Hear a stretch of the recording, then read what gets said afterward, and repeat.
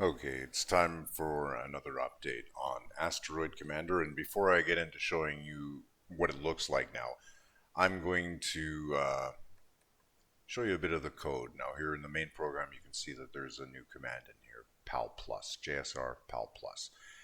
And if I just go up here, mode 2, now we can see this a little differently. This is called whenever bit 4 of zero page address flag is set. If BBR4 flag 3, all that does is branch on bit reset, bit 4 of zero page address flag 3 bytes. Skips calling pal plus. So if bit 4 of flag is set, pal plus is called. Before I show you pal plus, though, I'm going to show you a couple of subroutines that are very useful. Very useful subroutines, VCH0 and VCH1. What these do is take A, X, and Y as input, and it stores A in Vera high byte address, high byte, and that's the step size and the high bit, really.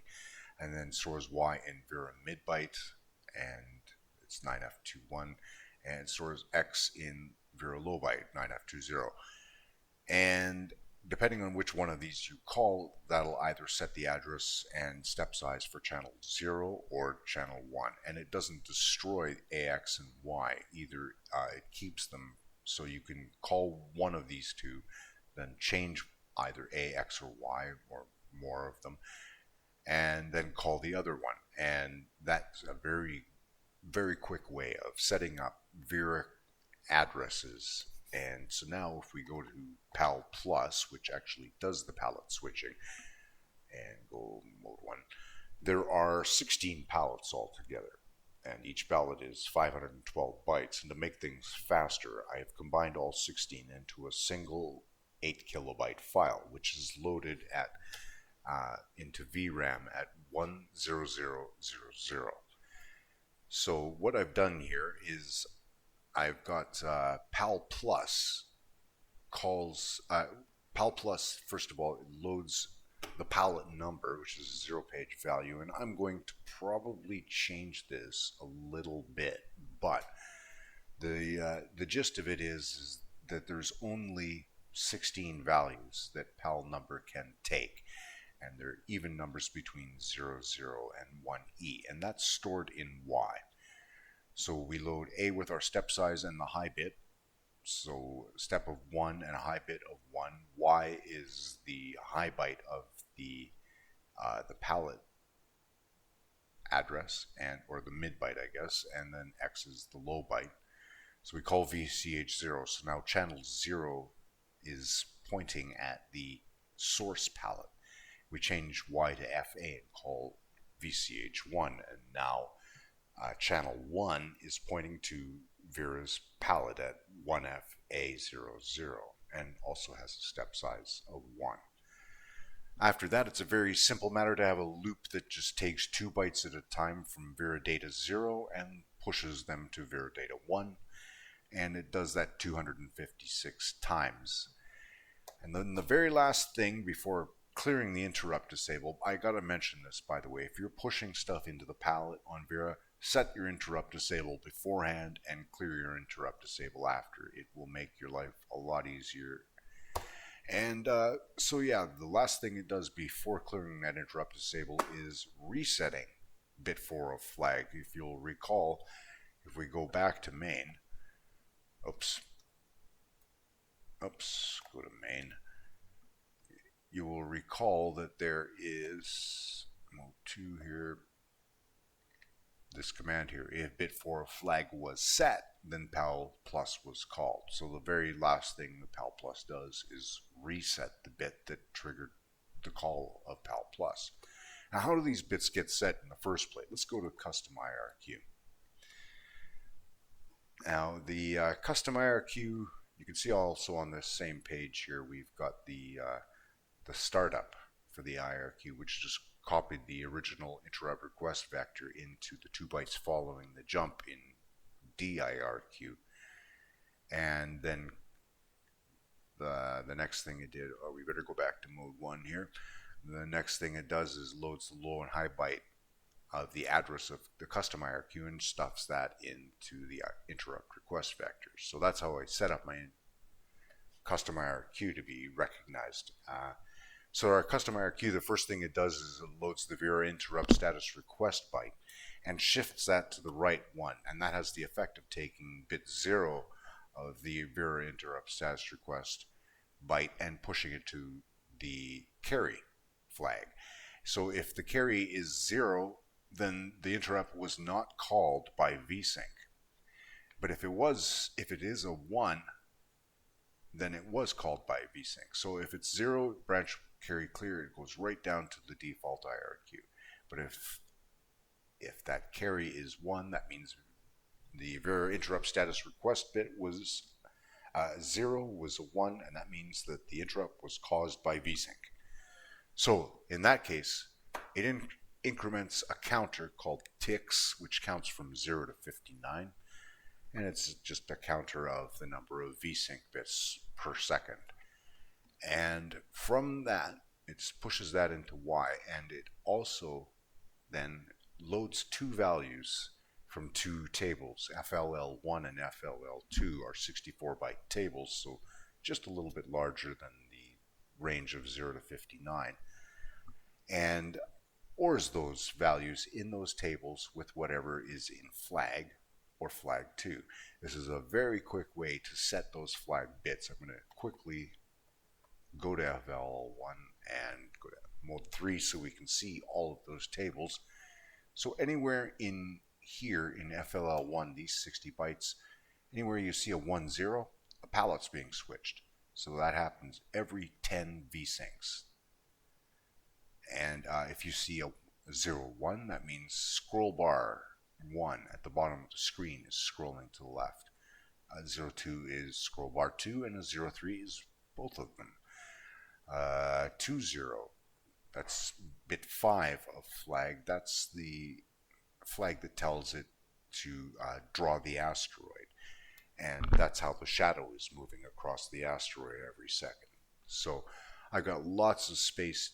I've got more bits, flag bits, and I can even add another couple more bytes of flags if I want to. So if it's really complicated for things like music, like say I want to have something that's 160 beats per minute, well, I'll have to have another counter that counts to 45, and then at the 22 and 45 mark, it will have a beat, and that'll give me 160 beats per minute, that sort of thing.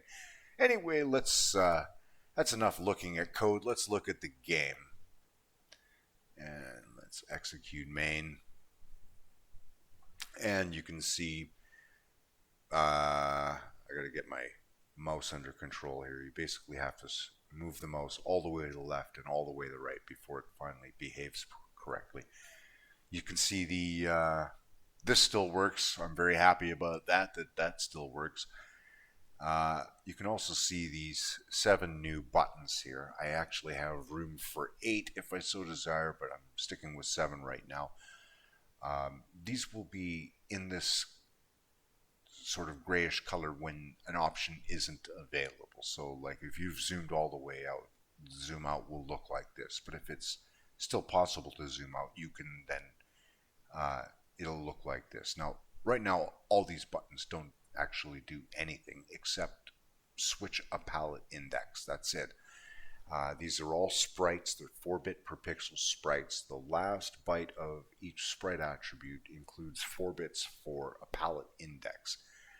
And in this case here, right now this has got a palette index of 3, and if I click it again, it goes back to a palette index of 0. So zoom in, zoom out. This icon here, this actually took me a long time to make this icon here, this bulldozer icon. I took a picture of a Cat D9 bulldozer and squashed it down to a 12 by 9 pixel image. That took me actually a couple of hours to get that image looking like that. The crane, however, took me about 90 seconds.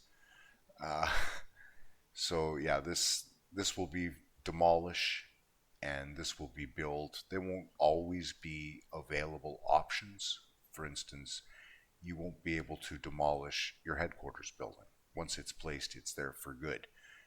You won't be able to build on an area that isn't leveled or already has an existing building, except for maybe leveling up. If it's possible to level up a building, then the building icon will be available. This here, this stock market, this will be, anytime you click on one of these 5 buttons here, there will be something appearing down here, different for each one in whatever context. The stock market will list things like the prices of commodities across the solar system, and if you want to buy or sell, that'll be in here on this stock market. And if you're selling, you have to be able to ship as well. So you're going to have to be building spaceships on this asteroid in order to be shipping commodities around the solar system.